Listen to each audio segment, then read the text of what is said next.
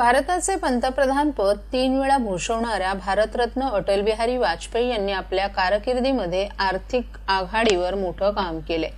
किंबहुना अटलजींच्या दृष्टिपणामुळेच भारतात कम्युनिकेशनची आर्थिक क्रांती झाली असं प्रतिपादन सुप्रसिद्ध पत्रकार आणि लेखक सारंग दर्शने यांनी केलं आहे। ठाण्याच्या सरस्वती क्रीडा संकुल पटांगणात आमदार संजय केळकर यांच्या माध्यमातून सुरू असलेल्या 39व्या कै रामभाऊ माळगी स्मृती व्याख्यानमालेत सारंग दर्शने यांनी काल अटलजींचा वसा आणि वारसा हे 6वं पुष्प गुंफलं। यावेळी व्यासपीठावर या सत्राचे अध्यक्ष शरद गांगल, अध्यक्ष ठाणे जनता सहकारी बँक सुहास जावडेकरही उपस्थित होते। लेखक दर्शने यांनी अटलजींच्या चरित्राचे पैलू उलगडताना संघाचे प्रचारक, जनसंघ ते पंतप्रधान पदापर्यंतचा प्रवास श्रोत्यांसमोर मांडला। 1950चं दशक ते 1977 पर्यंतचा काळ बिकट होता। समाजात उद्योजकतेला स्थान मिळत नव्हतं। जागतिक अर्थव्यवस्थाही दोलायमान स्थितीत होती। जनसंघाचे संस्थापक सदस्य, भारतीय जनसंघाचे अध्यक्ष ते भारतीय जनता पक्षाचे अध्यक्ष बनलेल्या अटलजींनी त्याही वातावरणात देशाची प्रतिमा उंचवण्याचं कार्य केलं।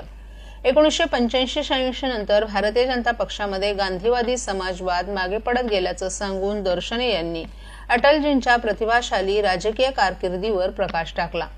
1996 ते 98 आणि 1999 असे 3 वेळा अटलजींनी पंतप्रधान पद भूषवलं। त्यांच्या कारकिर्दीमध्येच भारतानं आर्थिक आघाडीवर मोठं काम केलं। कम्युनिकेशनचं खातं स्वतःकडे घेत अटलजींनी कम्युनिकेशनचे ब्रिटिशकालीन कायदे बदलून दूरसंचार धोरणात आमूलाग्र बदल केले। अटलजींच्या या दृष्टिकोनामुळेच भारतात कम्युनिकेशनची आर्थिक क्रांती झाली, ज्यामुळे देशातील 100 कोटी जनता आज पेमेंटचा वापर करत असून त्याचा पदोपदी प्रत्यय येत असल्याचं दर्शने यांनी यावेळी सांगितलं।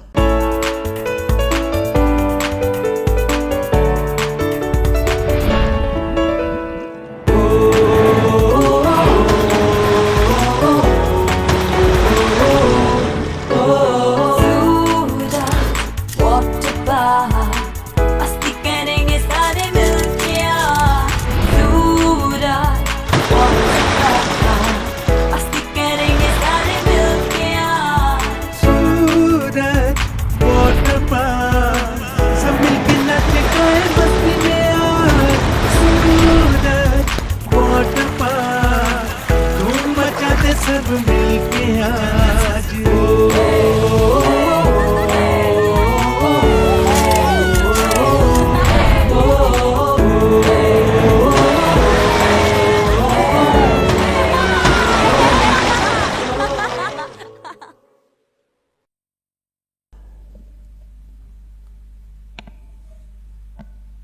ठाणे महानगरपालिकेच्या महिला व बालकल्याण विभागामार्फत महापालिका क्षेत्रातील गरीब आणि गरजू महिलांकरिता विविध योजना राबवण्यात येत आहेत।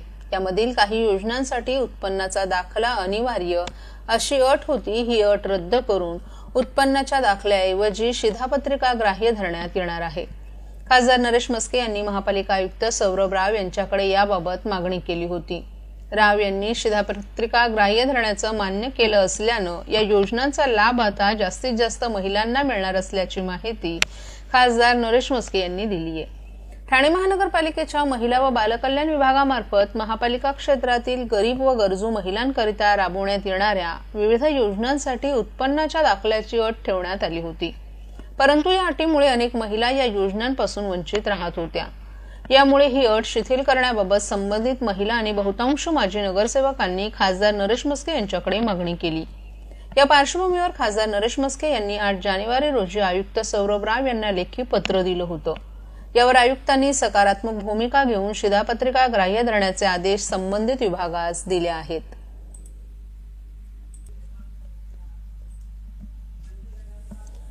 घोडबंदर रोडवरील नागरिकांना भेडसावत असलेल्या समस्या सोडवण्याच्या दृष्टीनं महापालिका सातत्यानं प्रयत्नशील आहे। या ठिकाणची वाहतूक कोंडी सोडवण्यासाठी विविध उपाययोजना राबवल्या जात आहेत।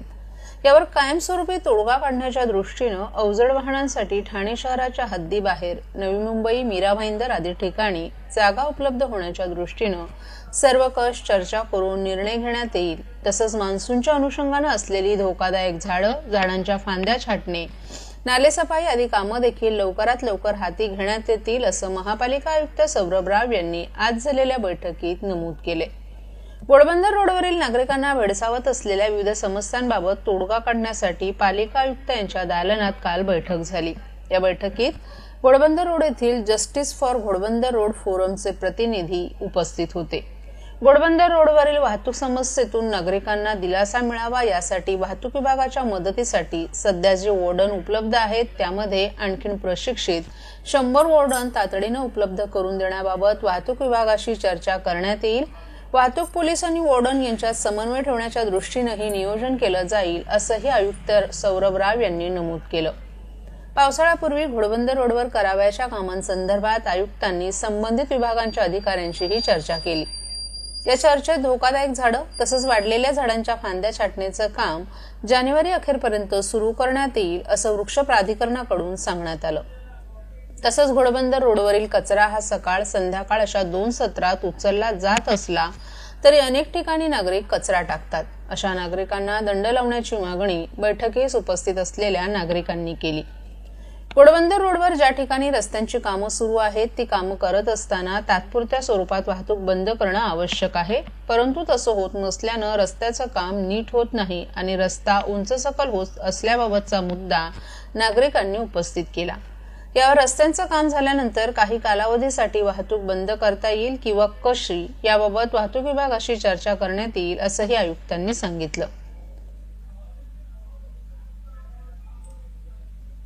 महाराष्ट्रातील भगिनींना आधार देणारी राज्य शासनाची मुख्यमंत्री माझी लाडकी बहीण योजना। या योजनेअंतर्गत अल्प उत्पन्न गटातील 21 ते 65 वयोगटाच्या भगिनींना मिळणार दरमहा 1500 रुपयाची मदत। अर्ज करण्यासाठी 31 ऑगस्ट 2024 पर्यंत मुदतवाढ। कुटुंबाचं वार्षिक उत्पन्न 2.5 लाख रुपयांपेक्षा कमी असलेल्या महिला पात्र। कुटुंबाकडे पिवळं किंवा केशरी रेशन कार्ड असल्यास उत्पन्नाचा दाखला आवश्यक नाही।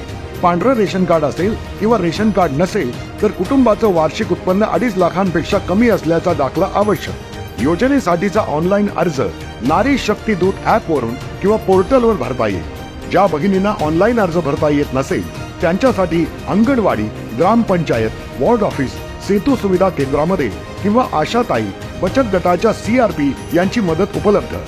आता आपल्याला अभिमानानं म्हणता येईल, सुखी आणि सुरक्षित आहे माझी लाडकी बहीण।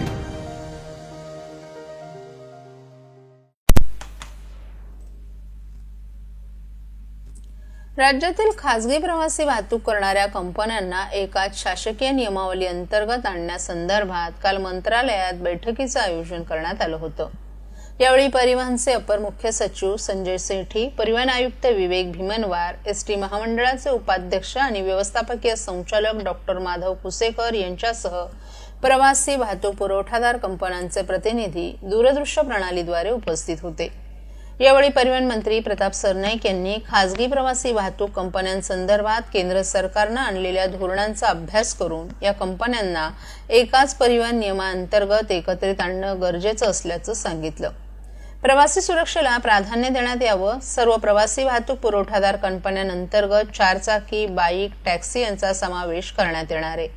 बाईक चालवण्यासाठी महिला चालकांनाही प्राधान्य देण्यात यावं असंही त्यांनी सांगितलं। जास्तीत जास्त रोजगार कसा निर्माण करता येईल यासाठी प्राधान्य द्यावं, तसंच त्यांच्या सुरक्षेसंदर्भात कंपन्यांनी उपाययोजना कराव्यात अशा सूचनाही मंत्री सरनाईक यांनी दिल्या। खासगी वाहतूक व्यवस्था, सुस्थितीत असलेली वाहनं, प्रवाशांची सुरक्षा, हेल्मेट, महिला चालकांची सुरक्षा, तत्पर सेवा आदी बाबींचा वाहतूक धोरणात समावेश करण्यासंदर्भातील सादरीकरण यावेळी परिवहन आयुक्त विवेक भीमनवार यांनी केलं।